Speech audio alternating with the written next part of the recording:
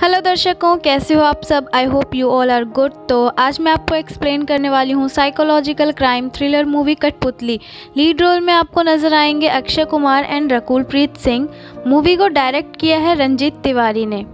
Movie की शुरुआत होती है हिमाचल में हुए एक मर्डर से। एक 15 साल की लड़की का किसी ने बड़ी ही क्रूरता से मर्डर कर दिया होता है। फिर एंट्री होती है अक्षय कुमार यानी अर्जुन सेठी की और दिखाया जाता है कि वो एक साइकोलॉजी का डिप्लोमा होल्डर और राइटर है। वो अपनी कहानियों को लेकर प्रोड्यूसर्स के पास जाता है, पर उसकी कहानी किसी को पसंद नहीं आती है और उसे सक्सेस नहीं मिलती है। आगे दिखाया जाता है अर्जुन चंडीगढ़ से कसोल गया है अपनी बहन के पास उससे मिलने के लिए। उसकी बहन उसको समझाती है तू पुलिस ज्वाइन कर ले, कहानियों के पीछे कब तक जाएगा जब कुछ हो ही नहीं रहा। और अर्जुन मान जाता है और पुलिस को ज्वाइन कर लेता है। पुलिस की ड्यूटी पे पहला ही दिन उसका अच्छा नहीं होता है। वो एक क्रिमिनल को स्टोरी सुनाने लगता है।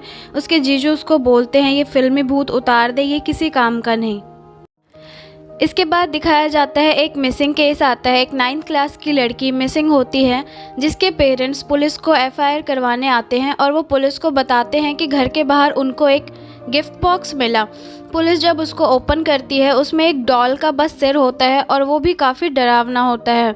अर्जुन अपने जीजू से उस मिसिंग केस के इन्वेस्टिगेशन के लिए बात करता है, पर उसके जीजू से मना कर देते हैं और कहते हैं SHO मैडम से भी ये बात मत करना, वरना कहीं तुम्हारा ट्रांसफ़र किसी जंगल में ना कर दें।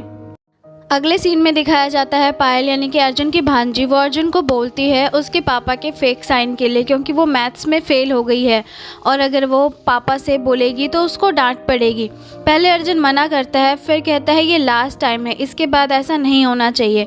उसके बाद पायल अर्जुन को अपने स्कूल ले जाती है और उसको बोलती है टीचर से मिलने के लिए। पायल टीचर को कहती है ये मेरे पापा हैं और अर्जुन भी हाँ कर देता है। इसके बाद टीचर पायल की कंप्लेंट्स करती है, पर पायल के मम्मी पापा स्कूल आ जाते हैं उसका कंपास बॉक्स देने के लिए। इधर टीचर अर्जुन और पायल की मीटिंग चल रही होती है। अर्जुन को पता चलता है पायल ने तो अपने टीचर को ये भी बता रखा है कि उसकी मम्मी नहीं है।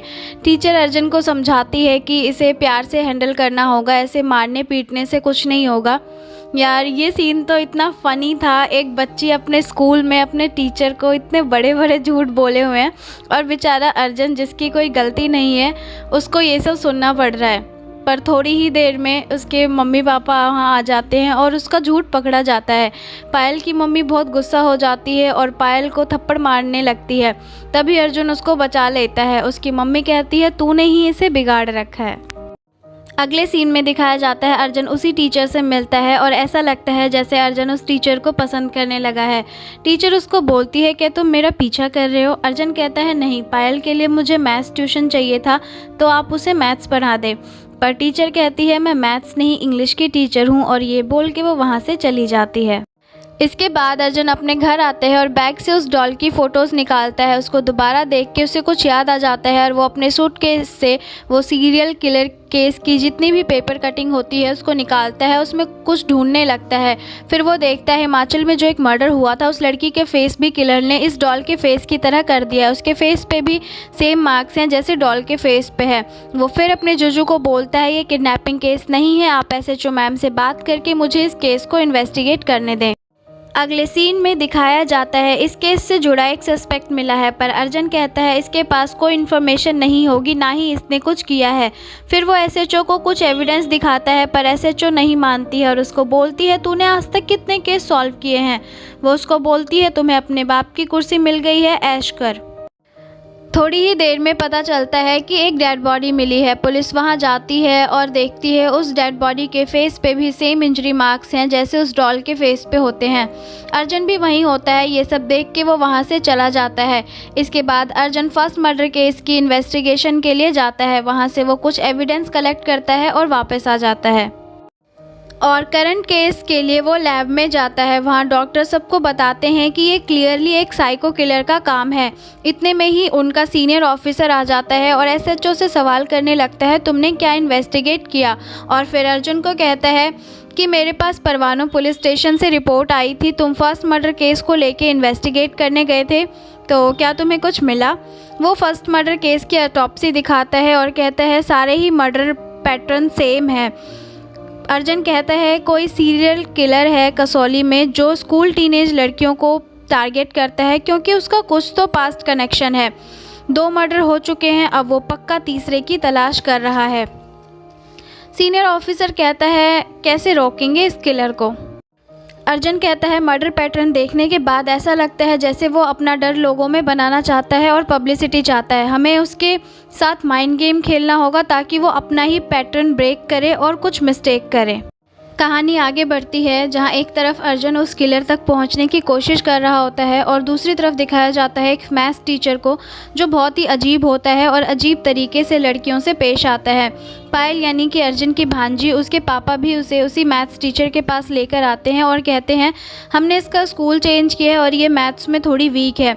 आगे दिखाया जाता है सभी को असेंबली में बुलाया जाता है। सारी लड़कियां असेंबली में जाती है पर वो मैथ्स टीचर एक लड़की को रोक लेता है और उसे कहता है तुम्हें एक्स्ट्रा क्लास की ज़रूरत है, तुम कहीं नहीं जाओगी। कहानी आगे बढ़ती है और एक और लड़की की मिसिंग कंप्लेन आती है। वो लड़की पायल के स्कूल की ही स्टूडेंट होती है। अर्जुन और उसके जीजू इस केस को इन्वेस्टिगेट करते हैं। पुलिस को फिर एक बॉडी मिलती है। अर्जुन को एक सस्पेक्ट मिलता है, वो उसका पीछा करता है और उसे पकड़ लेता है। वो एक ऑटो ड्राइवर होता है। पुलिस की पिटाई के बाद वो बताता है मैंने कोई मर्डर नहीं किया है, मैं बस टिप्स देता था। जो लड़कियां ऑटो में अकेले बैठती थी वो किसी तोमर नाम के आदमी को बताता था। पुलिस उसके घर जाती है, वहाँ कोई नहीं होता है पर वो मैथ्स टीचर की तस्वीर होती है। फिर वो ऑटो ड्राइवर कहता है यही तोमर है। उसके बाद पुलिस को वहाँ कई सबूत मिलते हैं। वो मैथ्स टीचर लड़कियों को हैरेस करता है। एक स्टूडेंट अर्जुन को सब बता देती है। फिर पुलिस उस मैथ्स टीचर को पकड़ लेती है और उसे कोमल के बारे में पूछती है जो अभी भी मिसिंग थी। वो बताता है कोमल मुझे पहले से जानती थी, मैं उसका मैथ्स का टीचर था। वो ऑटो में उस दिन उसके साथ बैठ जाता है और उसे मैथ्स की हेल्प बुक देने के बहाने उसको अपने घर ले जाता है पर कोमल उसे पानी में कुछ मिलाते हुए देख लेती है और वहाँ से भाग जाती है। आगे दिखाया जाता है पायल का बर्थडे होता है। वहाँ पायल की इंग्लिश टीचर भी आती है और फिर अर्जुन उसको इम्प्रेस करने के लिए गाना गाता है। इधर पता चलता है तोमर ने एक पुलिस वाले को गन पॉइंट पे रखा है और भागने की कोशिश कर रहा है। पुलिस आ जाती है और उससे डील कर रही होती है पर वो उस पुलिस वाले को छोड़ के एसएचओ को पकड़ लेता है। अर्जुन भी वहाँ आ जाता है और एसएचओ मैडम को बचाने के लिए उसे तोमर को शूट करना पड़ता है। तोमर की डेथ हो जाती है और सबको लगता है सीरियल किलर मारा गया पर अर्जुन को खबर मिलती है कि उसकी भांजी पायल भी गायब है और उसके घर पे भी सेम डॉल मिलती है। पुलिस हर जगह इन्वेस्टिगेट कर रही होती है पर पुलिस को कोई लीड नहीं मिलती है पर इधर पायल की डेड बॉडी मिलती है उनके ही घर पे। अर्जुन और अर्जुन का परिवार बहुत दुखी और परेशान होता है। अर्जुन की बहन पायल के मौत से सदमे में होती है पर वो अर्जुन को कहती है हमारी पायल तो चलेगी पर अब कोई बेटी नहीं जानी चाहिए। इधर अर्जुन को गर्ल्स स्कूल में बिना परमिशन बंदूक चलाने के लिए सस्पेंड कर दिया जाता है। जब अर्जुन दिव्या यानी पायल की टीचर से बात कर रहा होता है तब इत्ती अपने हियरिंग एड में बातें रिकॉर्ड कर रही होती है। फिर दिव्या बताती है मुझे ये हियरिंग एड कोमल ने ही सजेस्ट किया था। अर्जुन के दिमाग में कुछ चलता है और वो फॉरेंसिक लैब जाता है। वहाँ वो हियरिंग एड से कुछ रिकॉर्डिंग सुनता है। वो हियरिंग एड कोमल की ही होती है। उसमें वो कोई पियानो ट्यून सुनता है और उस ट्यून का पता लगाने की कोशिश करता है। इसके लिए अर्जुन एक रेडियो सेंटर जाता है। वहाँ वो आरजे से रिक्वेस्ट करता है ये ट्यून उनके प्रोग्राम में बजाने के लिए। आरजे ऐसा ही करती है। वो अपने लिसनर्स को बोलती है उस ट्यून को पहचान के कंपोज़र का नाम बताने को। वो ट्यून बजाते हैं पर जितने भी लिसनर्स कॉल करते हैं वो सही जवाब नहीं दे पाते हैं।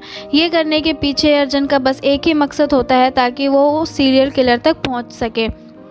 अर्जुन रेडियो सेंटर से जाने ही लगता है तभी उसको आरजे बोलती है एक लिसनर ने ये ट्यून आइडेंटिफाई कर ली है। वो परवानों के एक स्कूल की स्टूडेंट है और बताती है हमने ये स्कूल के एनुअल फंक्शन में ट्यून सुनी थी।